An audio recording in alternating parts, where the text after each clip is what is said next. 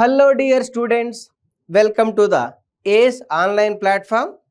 ఈ వీడియోలో మనము some previous MSET question కి solutions discuss చేయబోతున్నాము. ఏ టాపిక్ మీద అంటే థర్మల్ ప్రాపర్టీస్ ఆఫ్ మ్యాటర్ అన్నమాట. This topic is very easy and important unit. Okay, let us take the very first question. You try to read the question very carefully to understand what is given and what you are asked to find. ఇక్కడ ఏం అడిగాడు చూడండి, 37 grams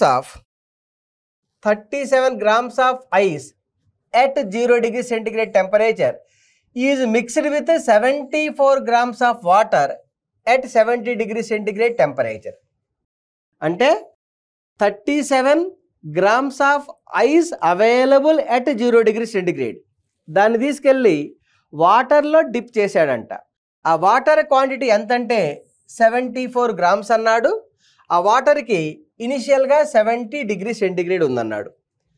the resultant temperature is అంటే mix అయిన తర్వాత ice వాటర్తో mix అయిన తర్వాత రిజల్టింగ్ టెంపరేచర్ ఎంతో ఫైండ్ అవుట్ చేయమన్నాడు. ఇంకా డేటా ఏమి ఇచ్చాడంటే స్పెసిఫిక్ హీట్ కెపాసిటీ ఇచ్చాడు 1 calorie per degree centigrade and latent heat of melting or latent heat of fusion of the ice given 80 calorie per gram. అయితే ఇక్కడ కండిషన్ ఏంటంటే వాటర్కి ఇనిషియల్గా ఎక్కువ టెంపరేచర్ ఉంది కాబట్టి the water is giving the required heat energy for melting the ice అన్నమాట. అయితే ఐసు మెల్టింగ్ అనేది ఫేజ్ చేంజ్ ప్రాసెస్ కాబట్టి during the entire phase change process all pure substances like water or ice can maintain the constant temperature.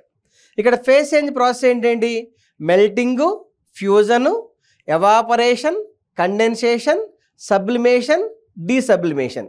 ఈ 6 process అనేది phase change process. ఈ phase change process జరిగేటప్పుడు temperature remains constant అనమాట. అయితే melting complete అయిన తర్వాత because of the further heat transfer from 74 grams of water to water available from the ice, the temperature of the water available from the ice may be further increasing.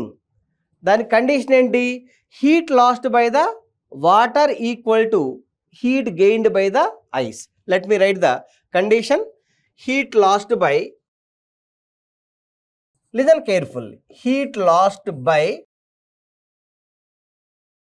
Water is equal to heat gained by, listen carefully, heat gained by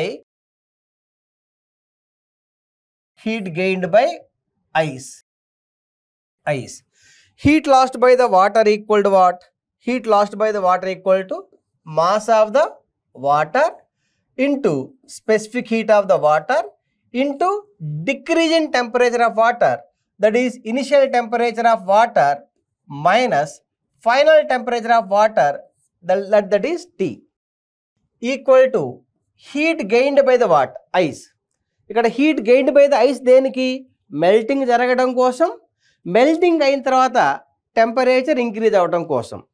melting జరగడానికి ఎంత heat కావాలంటే mass of the ice multiplied by latent heat of the ice, let that is L.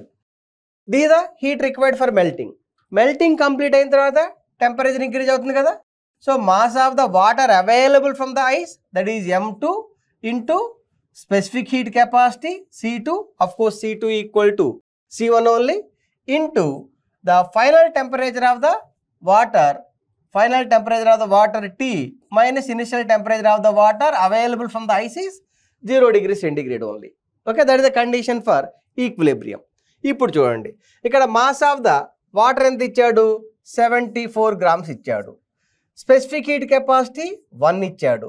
Initial temperature of water 70 minus ఈ T value find out చేయాలన్నమాట. Mass of the ice ఎంతమా 37 grams.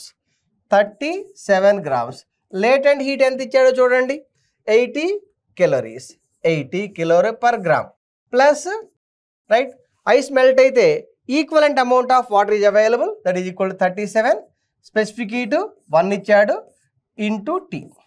ఇక్కడ simplify చేస్తే మీకు tea value వచ్చేస్తుంది అనమాట.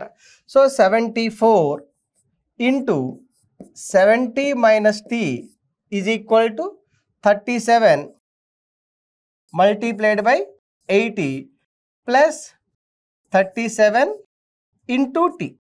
37 into T.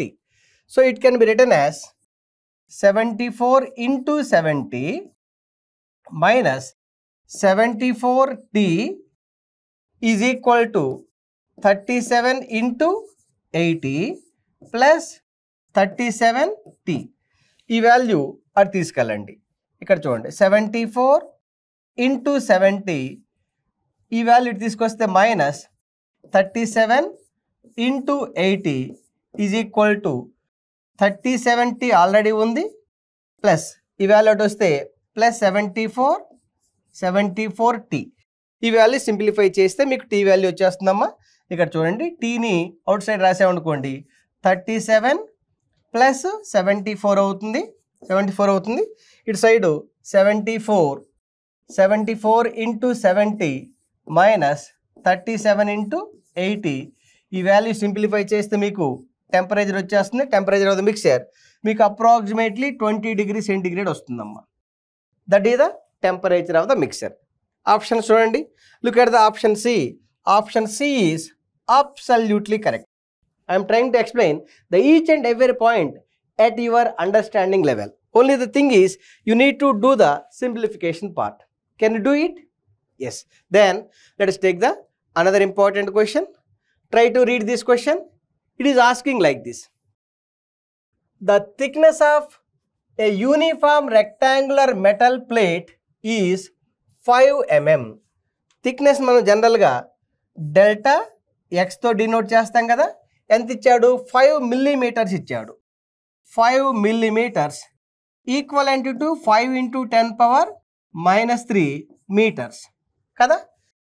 And the area of the each surface is 5 centimeters square.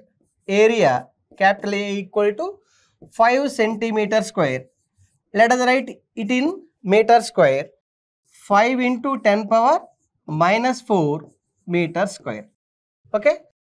In steady state, the temperature difference between the two surfaces of the plate is 14 degrees centigrade. ఇక్కడ temperature difference మీరు delta T రాయొచ్చు లేదా delta theta కూడా రాయొచ్చు. ఎంత ఇచ్చాడు అంటే 14 degrees centigrade ఇచ్చాడమ్మా. Okay. If the heat flowing through the plate in 1 second from one surface to the other surface is 42 joules. Heat transfer, let that is Q. Heat transfer is 42 joules. 42 joules in 1 second ఇచ్చాడు. Then ఏం కనుక్కోమన్నాడు? Then the thermal conductivity of the metal piece is. What is the thermal conductivity? For that you should know the heat, right? The heat transfer due to conduction. That is conduction heat transfer. ఇక్కడ conduction heat transfer ఏంటమ్మా? Conduction heat transfer Q equal to K into A into delta T by delta X కదా. Right? This is a well known formula. From this thermal conductivity K equal to heat transfer multiplied by delta X divided by area multiplied by delta T. ఇక్కడ Q చూడండి. Q ఎంత ఇచ్చున్నాడు? 42 multiplied by delta X 5 into 10 power minus 3 కదా, divided by area 5 into 10 power minus 4. 5 into 10 power minus 4 delta T 14 into 14. ఈ value simplify చేసుకోండి. ఇక్కడ చూడండి 10 power minus 3 cancel అయిపోతే ఇక్కడ ఏముంది? 42 into 5 divided by 5 into 10 power minus 1 into 14 అన్నమాట. ఇక్కడ ఈ 5 కూడా క్యాన్సిల్ అయిపోతుంది. ఈ 10 పైకి తీసుకెళ్ళిన న్యూమరేటర్ పార్ట్కి అప్పుడు ఏమవుతుంది? 42 into 10 420 అవుతుంది, డివైడెడ్ బై 14. 420 divided by 14 ఎంతమ్మా? 30 watts per meter Kelvin. That is the thermal conductivity of the metallic plate. Look at the options. Look at the option B. Option B is absolutely correct. Understood clearly? Are you following clearly? Yes. Then Look at the another important question. It is most important question. I can say 5-star question. 5-star question means there is a chance to repeat the similar question. Okay. It is asking like this. The ratio of the specific heat capacities of a gas is 1.5. అంటే specific heat ratio ఇచ్చాడమ్మా. Specific heat రేషియోని ఏమంటాము? Adiabatic index అంటాం కదా. Adiabatic ఇండెక్స్ని గామాతో represent చేస్తాం అనమాట. ఇక్కడ adiabatic index gamma equal to ఎంత ఇచ్చాడు? 1.5 ఇచ్చాడు. Right. When the gas undergoes an adiabatic process తర్వాత ఏమన్నాడు? It's volume is doubled and pressure becomes P1. అంటే after adiabatic process, let me take another slide. After adiabatic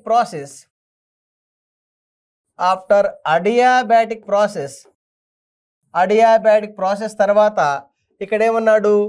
final volume VF becomes 2 times the initial volume and final pressure PF becomes P1. మరొకసారి చూద్దాం చూడండి.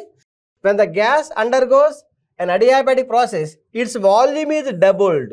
అంటే final volume is becoming 2 times the initial volume and the pressure becomes P1. Final pressure PF is becoming P1. Okay. అలాగే when the gas undergoes isothermal process, its volume is doubled and pressure becomes P2. అంటే after isothermal expansion, listen carefully, after isothermal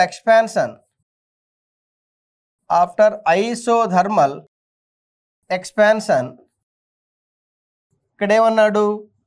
the final volume is becoming 2 times the initial volume. అంతే కదా. చూడండి. When the gas undergoes isothermal process, its volume is doubled and pressure becomes P2. అంటే final pressure PF is becoming P2. Okay. అయితే ఈ P1 equal to P2 ఏది? ఇక్కడ P1 equal to P2 అంటే ఈ P1 P2 రెండు equal అన్నాడు. Condition, that is the condition. If the P1 is equal to P2 అంటే pressure after adiabatic expansion is equal to pressure after isothermal expansion. That is the meaning of that particular point. The ratio of the initial pressure of gas when it undergoes adiabatic and isothermal processes.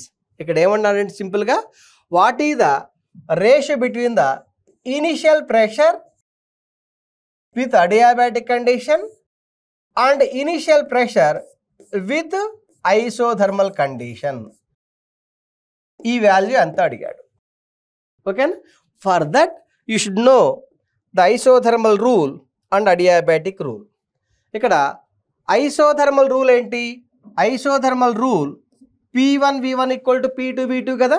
అంటే initial condition final కండిషన్తో మీరు రాయాలంటే కనుక PI, listen carefully, isothermal condition is PI VI equal to PF VF కదా. అది isothermal condition. ఇక్కడ PI isothermal కండిషన్లో VI equal to final pressure is P2, final volume after isothermal expansion is 2 times the initial volume. ఇక్కడ చూడండి, ఇక్కడ VI cancel అయిపోతుంది కదమ్మా. VI cancel అయిపోతే మీకు ఇక్కడ PI ఐసోథర్మల్ కండిషన్ ఈక్వల్ ఏమవుతుంది? 2 times ద P2 అవుతుంది కదా. అలాగే what is the adiabatic rule? Adiabatic rule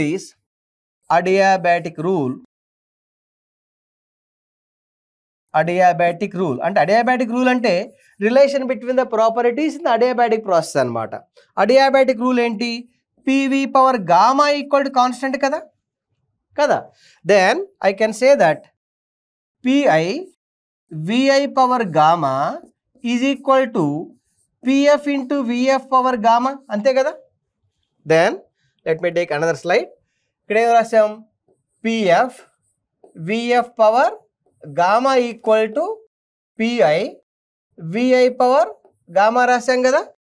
adiabatic కండిషన్లో పిఎఫ్ వాల్యూ ఎంత అంటమ్మా, PF value is P1, VF is 2VI. Here PF equal to P1, VF equal to 2VI power gamma is equal to PI into VI power gamma కదా. దీన్ని expand చేయండి. P1 2 power gamma into VI power gamma is equal to PI into VI power gamma కదా. ఇక్కడ ఏమవుతుంది, VI power gamma cancel అయిపోతుంది కాబట్టి finally the PI initial pressure right for the adiabatic process ఏమవుతుంది, P1 into 2 power gamma. Gamma value ఎంత ఇచ్చినాడు చూడండి. What is the gamma value given? Gamma value given is 1.5 right. So it is 2 power 1.5.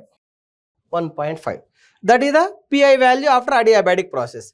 ఇక్కడ ఏమడిగాడు ఫైనల్గా, P I adiabatic process dividing by P I isothermal process ఎంత అన్నాడు.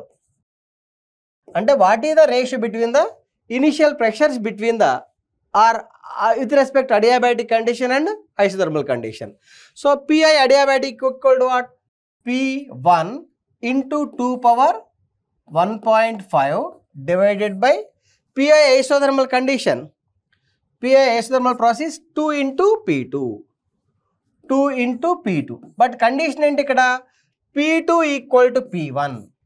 అంటే pressure after adiabatic process equal to pressure after isothermal process right.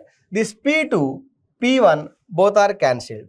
ఫైనల్గా ఏమొచ్చిందమ్మా, 2 power 1.5 dividing by 2 కదా.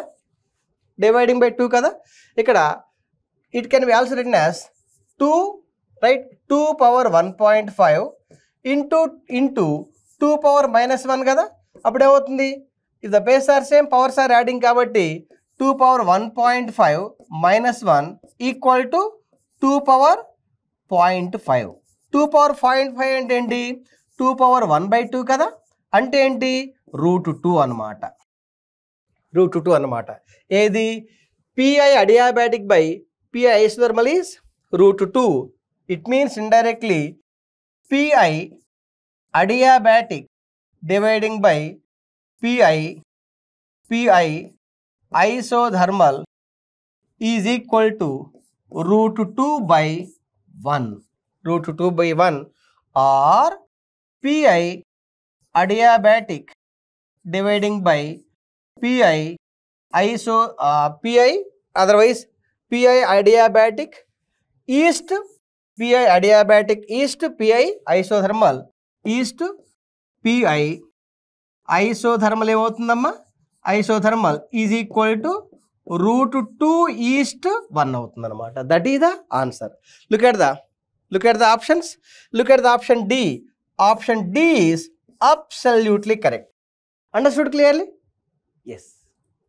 Similarly let us take the another important problem. Okay, try to read this problem. It is asking like this: steam of mass 60 grams at a temperature of 100 degrees centigrade is mixed with water of mass 360 grams at a temperature of 40 degrees centigrade. 360 grams of water ఉంది ఏ temperature దగ్గర, 40 degrees centigrade దగ్గర. ఆ వాటర్లో steam 100 degrees centigrade దగ్గర ఉన్నప్పుడు mix చేశాడు అంట. Okay, then the ratio of the masses of the steam and water in equilibrium is, అంటే ఈ వాటరు స్టీము రెండు ఈక్విలిబ్రియం కండిషన్కి వచ్చిన తర్వాత, ఇక్కడ ఈక్విలిబ్రియం అంటే థర్మల్ ఈక్విలిబ్రియం కండిషన్కి వచ్చిన తర్వాత what is the ratio between the mass of the steam and mass of the water. Remaining data ఏంటి, ఇక్కడ latent heat of the steam ఇచ్చాడు and specific heat capacity of the water కూడా ఇచ్చాడు. Okay, అయితే ఇక్కడ ట్విస్ట్ ఏంటంటే the steam can maintain constant temperature by the time it is mixing with the water for increasing the temperature of the water from 40 degrees centigrade to 100 degrees centigrade. ఇక్కడ water has to increase the temperature to steam temperature for reaching the equilibrium condition. అయితే by the time the steam is losing the heat energy, it is maintaining the constant temperature, that is 100 degrees centigrade, because the steam is losing the heat energy equal to latent heat. Latent heat ఎప్పుడు కూడా constant temperature దగ్గర జరుగుతుంది. అయితే ఇక్కడ water అనేది steam నుంచి హీట్ని తీసుకునేటప్పుడు the water temperature is increasing from 40 degrees centigrade to 100 degrees centigrade. For that, first let us decide what is the amount of heat required for water to increase the temperature from 40 degrees centigrade to 100 degrees centigrade. Okay, అది ఇట్లా find out చేస్తాం. Heat required, listen carefully. Heat required to increase the temperature of water from 40 degrees centigrade to 100 degrees centigrade. Okay, equal to ఏంటి? mass of the water into specific heat of the water into increase in temperature of water, that is from 40 degrees centigrade to 100, that I can write 100 minus 40 kada. So it is equal to mass of the water enta ichunnadamma, mass of the water enta 360 grams ata, 360, C value given 1 into 100 minus 40 60. ఈ value simplify చేస్తే మీకు 21,600 calories వస్తుంది. That is the amount of heat required for water to increase the temperature from 40 degrees centigrade to 100 degrees centigrade. అయితే ఇంత heat ఇచ్చేటప్పుడు right ఎంత quantity of the steam water కింద convert అవుతుందో ఫైండ్ అవుట్ చేయబోతున్నాం. Then mass of the, listen carefully, mass of steam condensed, mass of steam condensed, mass of the steam condensed equal to what? Total heat dividing by latent heat, total heat given to water divided by latent heat, listen carefully. ఇక్కడ total heat ఎంత? 21,600 divided by latent heat ఎంత ఇచ్చున్నాడమ్మా? latent heat is 540. So that is the amount of steam condensed to water. మీరు ఈ వాల్యూని simplify చేస్తే మీకు ఎంత వస్తుందంటే 40 grams వస్తుంది. అంటే 40 grams of water is available from steam. Quantity is 60 grams. అంటే 60 grams of steam లో right 40 grams of steam is converted to water. Then what is the total quantity of the total mass of water? Total mass of water ఏమవుతుందమ్మా? Total mass of the water is initial mass of the water, that is 360, plus amount of steam condensed to water, that is 40. అంటే 360 plus 40, that is equal to 400 grams. అంటే equilibrium కండిషన్కి reach అయిన తర్వాత water quantity ఎంత ఉంది? 400 grams ఉంది. అప్పుడు steam quantity, mass of remaining steam,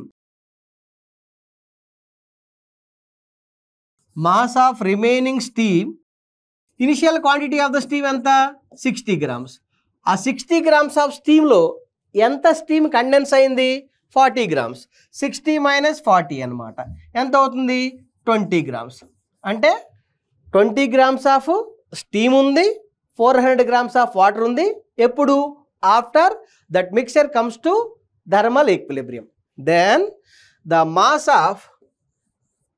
of steam dividing by mass of water, mass of steam is 20 dividing by 400.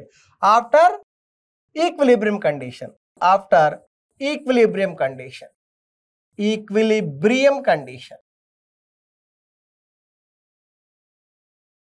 After the mixture comes to equilibrium condition, that is the ratio between the mass of the steam and mass of the water. It is equal to 1/20. 1/20. So I can say that mass of the steam is to mass of the water equal to 1:20. 1:20. Now look at the options. What it is asking, the ratio of mass of the steam, okay, 1:20. Look at the option A. Option A itself is absolutely correct. I hope all of you clearly understood. It is very, very important question. I can say 5-star question. This kind of question may be repeating. Okay. Similarly, let us take the another important question. Try to read this question. It is asking like this. The temperature difference between the ends of two cylindrical rods A and B of the same material is 2:3. Temperature difference, right, between the temperature ratio between the A and B, I can say delta T of A by delta T of B is given as 2/3. అర్థమైంది కదా? Yes. Then in steady state, the ratio of the rates of flow of heat through the rod A and rod B is 5:9. అంటే ఏంటి? Heat transfer for A dividing by heat transfer for B, that ratio is given as 5/9. Listen carefully. Very, very important question. Next, if the radii అంటే plural form of radius of the rods A and B are in the ratio, అంటే ఇక్కడ meaning ఏంటంటే RA dividing by RB, radius of the cylindrical rod A by radius of the cylindrical rod B is 1/2. 1/2. Then the ratio of lengths of rod A and B is, what is the value between LA and LB? This is the question. Very simple. The problem is looking very lengthy, but very, very easy, right? Question. Very, very easy question, right? As you know, for steady state, for a steady heat transfer, for a steady state heat transfer, for a steady state heat transfer, as you know, Q equal to what? K into A into delta T by kada, delta T by delta X కదా. ఇక్కడ area ఇవ్వాల, but cylindrical rod అన్నా కాబట్టి A equal to πr² కదా, πr².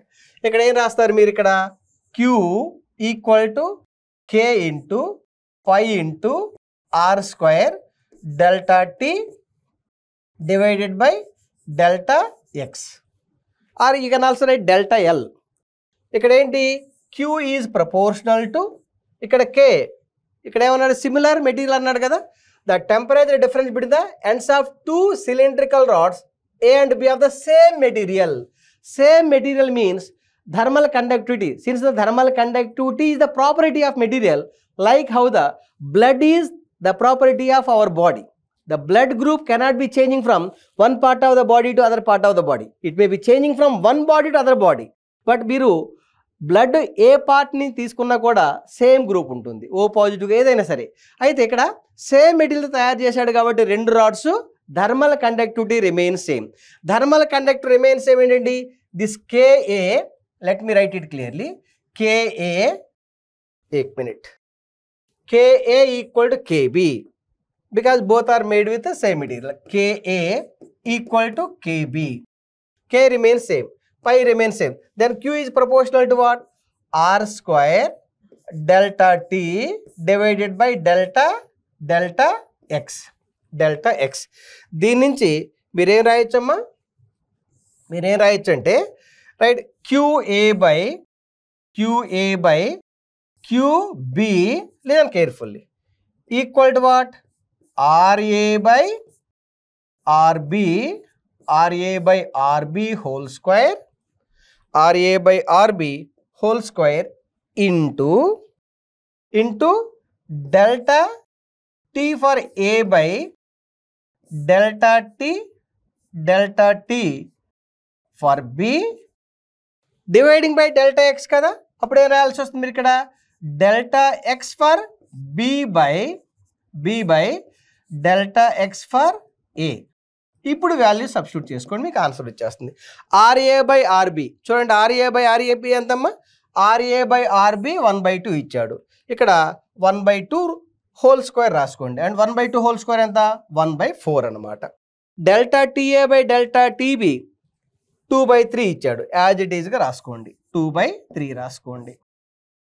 Delta XB by delta XA delta LA by LB ఎంత find out చేయమన్నాడు. Of course heat transfer 5/9 1 minute. So this value is given here. Let me write it clearly. Delta x for B by delta x for A. This quantity equal to what? That value equal to QA by QB. That QA by QB ఎంత ఇచ్చున్నాడు? 5/9 ఇచ్చున్నాడు. 5/9 ఇచ్చాడు. ఇక్కడ చూడండి ఏమేమి simplify చేయొచ్చు అంటే ఇక్కడ 2 times. ఫైనల్గా ఏమొచ్చింది? 1/2 into 1/3. Let me take another slide. 1/2 into 1/3 into delta XB by delta XA is equal to ఎంత? Is equal to 5/9. Is equal to 5/9 కదా. ఇప్పుడు చూడండి delta XB by delta XA దీన్ని in terms of delta L కూడా రాసుకోవచ్చు. 5 into 2 into 3 6 కదా, అది తీసుకెళ్ళండి 6/9 కదా. ఇక్కడ సింప్లిఫై చేసుకోండి. మీరు ఇక్కడ సింప్లిఫై చేస్తారు. ఎలా చేస్తారు? 3 2 times 3 3 times అంటే ఏంటి? 10/3. ఇది delta XB by delta XA. But వాడేమడిగాడు ఇక్కడ? Delta the ratio of length of the rods from A to B అంటే ఇక్కడ ఎలా రాయాలంటే delta XA is to delta XB ఏమవుతుంది? రివర్స్ అవుతుంది. 3 ఈస్ట్ 10 అవుతుంది. 3 is to 10. That is the answer. Look at the options. Look at the option D. Option D is absolutely correct. Understood clearly? Yes. Similarly, let us take the another important problem. Look at the screen. It is given like this. A solid sphere at a temperature T in Kelvin is cut into 2 hemispheres. అంటే ఒక solid spear ని 2 parts కింద divide చేశాడు. 2 hemispheres కింద divide చేశాడు. The ratio of energies radiated by one hemisphere to the whole hemisphere per second is. What is the ratio between energy emitted by one hemisphere and energy emitted by total sphere? Okay. For that, as you know, energy emitted by a body is always proportional to the area. Okay. For a solid hemisphere, for a solid sphere of radius r, the area of the solid sphere equal to 4 pi r square. Okay. Similarly, the area of the hemisphere, that is half sphere, that area of the hemisphere equal to base area plus curved surface area. Base area is pi r square plus curved surface area 2 pi r square. It is equal to 3 pi r square. That is the area of the right hemisphere, one hemisphere. Then the energy emitted by hemisphere per second dividing by energy emitted by total sphere per second equal to right 3 pi r square divided by 4 pi r square, because energy emitted by a body is proportional to area. Here pi r square is cancelled. Finally, it is 3 by 4. 3 by 4. Then energy emitted by one hemisphere is to energy emitted by total sphere is equal to 3:4. That is the answer. Look at the options. Look at the option C. Option C is absolutely correct. Understood clearly? Yes. Similarly, look at the another important question. It is asking like this. The temperature on Fahrenheit temperature scale, that is twice the temperature on Celsius temperature scale. The temperature on Fahrenheit scale is equal to 2 times the temperature on Celsius scale. Then what is the temperature which is in Fahrenheit? Because all options are given in Fahrenheit. As you know, the relation between the Celsius temperature and Fahrenheit temperature is 1.8 into temperature which is in degree centigrade equal to temperature which is in degree Fahrenheit minus 32. That is a well-known relation between the Celsius temperature and Fahrenheit temperature. Since the temperature is asking in Fahrenheit, it is better to write the temperature in Celsius scale in terms of Fahrenheit temperature. That means temperature which is in degree centigrade. Let me write it clearly. Should be very careful while we are discussing in the limited space. Temperature which is in degree centigrade equal to temperature in degree Fahrenheit divided by 2. Then it is equal to 1.8. Temperature in degree centigrade is temperature in degree Fahrenheit divided by 2 is equal to temperature in degree Fahrenheit minus 32 అనమాట. ఇక్కడ చూడండి, ఇక్కడ ఏమవుతుంది 2.9 అంటే ఏంటి 0.9 temperature which is in degree Fahrenheit equal to temperature in degree Fahrenheit minus 32. Okay, దీన్ని simplify చేస్తే answer వచ్చేస్తుంది. ఈ వాల్యూ తీసుకురండి. Temperature which is in degree Fahrenheit minus 0.9 into temperature in degree Fahrenheit. ఈ 32 అటు తీసుకెళ్తే మైనస్ 32 కాస్త ప్లస్ 32 అవుతుందమ్మా. ఇక్కడ 1 minus 0.9 0.1 temperature in degree Fahrenheit equal to 32 అనమాట. Temperature in degree Fahrenheit equal to 32 divided by 0.1. 32 divided by 0.1 ఎంతమ్మా 320. That is the temperature which is in degree Fahrenheit. Look at the options. Option C is absolutely correct. It is also very important problem. Okay. Similarly, look at the another important problem. It is asking like this. It is given like the temperatures of equal masses of 3 different liquids A, B and C. అంటే ఏంటి meaning అక్కడ equal masses అంటే MA equal to MB equal to MC. Mass of the body, mass of the liquid A equal to mass of the liquid B equal to mass of the liquid C. అయితే temperatures ఎంత ఇచ్చాడు TA, TB and TC given. Look at the TA 15 degree centigrade, listen carefully. TB 24 degree centigrade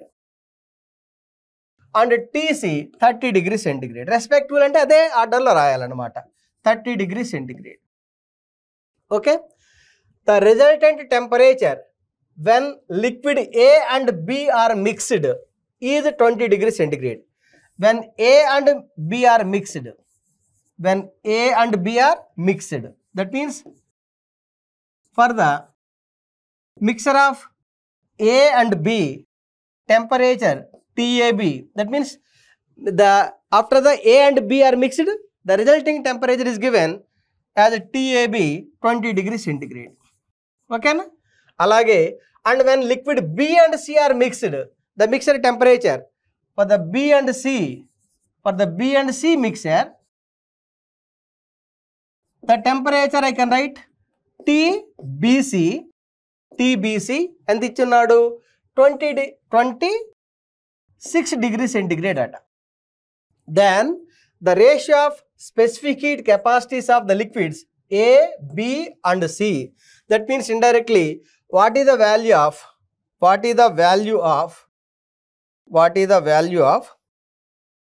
CA East, CB East, CC. That's what he is asking. Okay. First, let us take the AB mixture. For equilibrium condition, for equilibrium of A and B mixture, for equilibrium of A and B mixture, I can write that TAB equal to TACA, listen carefully, TACA plus TBCB divided by CA plus CB. Okay. Similarly, for the equilibrium mixture of B and C, for equilibrium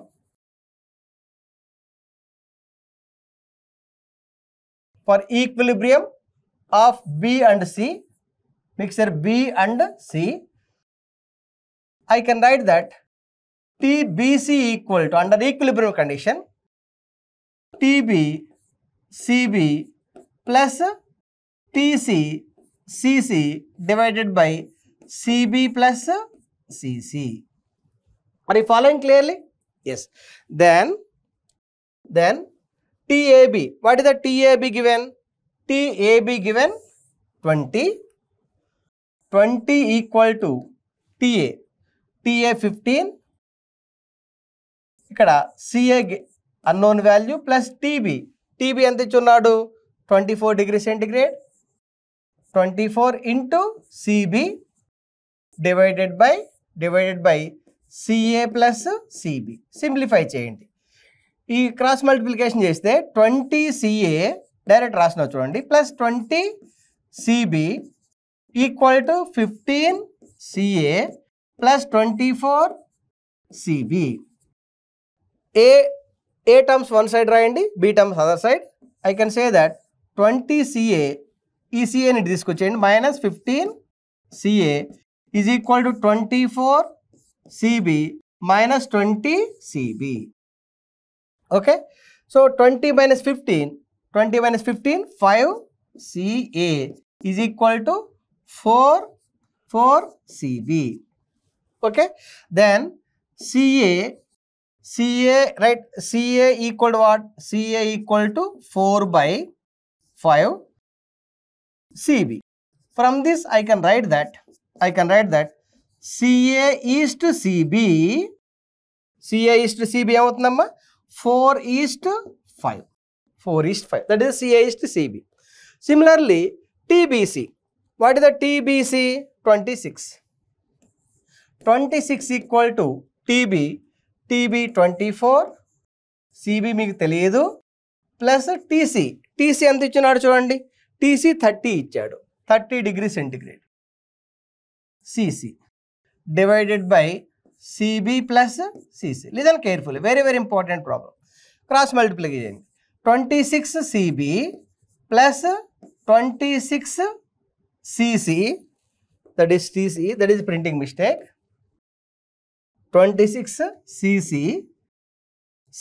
equal to 24 CB plus 30 CC. 26 CB, ఈ CB తీసుకొచ్చేయండి, minus 24 CB is equal to 30 CC minus 26 CC. 26 minus 24, 2 CB is equal to 4 CC. Right? Ikkada CB by CC equal to ఏమవుతుంది 4/2, or I can also write CB east CC equal to 4:2, or CC east CB equal to 2:4, that is 1:2. Right? From that I can say that CC equal to what?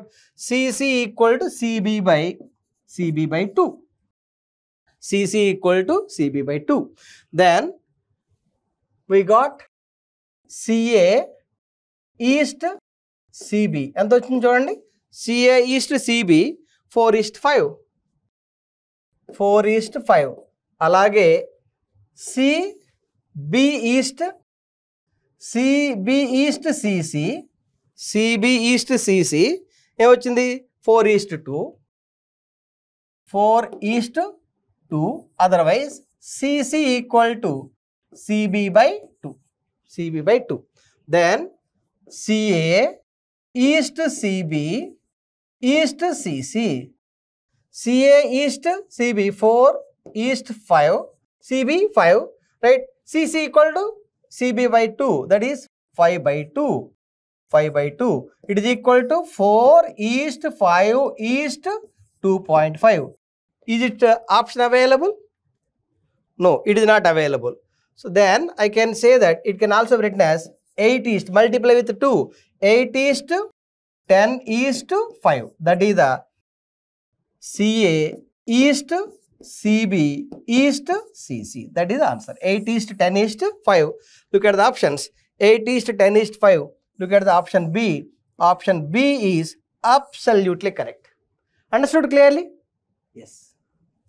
Similarly, let us take the another important problem. Okay, look at this problem. It is asking like this. The Fahrenheit and Kelvin scales of temperature will have the same reading at temperature of. అంటే ఏంటంటే at what thermometric reading Kelvin temperature and Fahrenheit temperatures are identical. దానికోసం మీకేం తెలిసి ఉండాలి? The relation between the Fahrenheit temperature scale and Kelvin temperature scale. As you know, the Fahrenheit temperature minus 32 divided by 180 is equal to Kelvin temperature minus 273 dividing by 100. This is the relation between the Fahrenheit temperature and Kelvin temperature. Here it is given Fahrenheit temperature equal to Kelvin temperature. Okay, Fahrenheit temperature minus 32. ఈ 180 ఇక్కడ తీసురండి. 180 by 100 1.8. ఈ kelvin ప్లేస్లో foreign heat పెట్టుకోండి minus 273. Right, from this F minus 32 is equal to 1.8 foreign heat minus 1.8 into 273. Okay, simplify చేసుకోండి. EF at తీసుకెళ్ళండి. 1.8 minus F 0.8. 0.8 F equal to ఈ value తీసుకొస్తే 1.8 into 273 minus 32. From this foreign heat temperature equal to 1.8 into 273 minus 32 divided by 0.8. Simplify చేస్తే మీకు answer ఎంత వస్తుందంటే 574.6 foreign heat. 574.6. That is the approximate answer. Option C is absolutely correct. Understood clearly? Yes. Similarly, let us take the another important problem. Look at this problem. It is asking like this. If the ratio of densities of two substances is 5:6, densities D1 by D2, D1 by D2, of course densities ni రో తో కూడా represent చేయొచ్చు. 5/6 and the ratio of their specific heat capacities 3:5 means C1 by C2 ఎంత ఇచ్చాడు? 3/5 ఇచ్చాడు. ఓకేనా? then the ratio of the heat energy is required per unit volume. ఇక్కడ volume equal ఎంత అంటే 1 మీటర్ క్యూబ్ తీసుకోండి. So that the two substances can have the same temperature rise. అంటే delta T for the first substance equal to delta T for the second substance. You are asked to decide the ratio of heat energies required, right, to maintain the same temperature rise. For that, as you know, the heat transfer Q equal to general formula ఏంటమ్మా? M into C into dt or delta t కదా. ఇక్కడ density d equal to mass by volume. From this mass equal to density multiplied by volume. Density multiplied by volume. ఇక్కడికి రండి. Heat transfer Q equal to density multiplied by density D. డెన్సిటీని Dతో కానీ రోతో కానీ represent చేయొచ్చు. D into volume into C into dt. ఇక్కడ volume ఎంత ఇచ్చాడు? 1 metre cube. 1 metre cube. Therefore Q equal to D into C into dt కదా. Then I can write that Q1 by Q2 equal to d1 by d2 into c1 by c2 into dt1 by dt2. It is given for same temperature rise అంటే ఏంటి? dt1 equal to dt2 కాబట్టి ఇవి రెండు cancel అయిపోతాయి. Finally q1 by q2 equal to d1 by d2. d1 by d2 ఎంతమ్మా? d1 by d2 5 by 6 into c1 by c2. Look at the c1 by c2 3 by 5. 3 by 5. ఇక్కడ ఈ 5 cancel అయిపోతుంది. 3 by 6 equal to 1 by 2. Therefore q1 by q2 is equal to 1 by 2 అవుతుంది. లేకపోతే q1 is to q2 is equal to 1 is to 2 అవుతుంది. Look at the options. Look at the options. Look at the option C. Option C is absolutely correct. 1:2. I hope all of you clearly understood. Are you following clearly? Yes. Similarly, look at the another important question.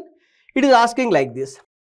The length of a metal rod at 30 degrees centigrade is 30 centimeters. Ante original length of the metal rod L is given 30 centimeters. At what temperature? 30 degrees centigrade. దాన్ని T1 అనుకోండి. T1 equal to అంటే initial temperature అనమాట 30 degrees centigrade. If it's temperature is raised to 105 degrees centigrade అంటే final టెంపరేచర్ని T2 రాయండి equal to 105 degrees centigrade అన్నాడు. It's length is increased by 0.027 centimeters అంటే change in length, increase in length 0.027 centimeters అన్నాడు. Then the coefficient of linear expansion of the metal. Generally coefficient of linear expansion is denoted with alpha is how much? Okay. For that, as you know, the change in length delta L equal to L into alpha into delta T.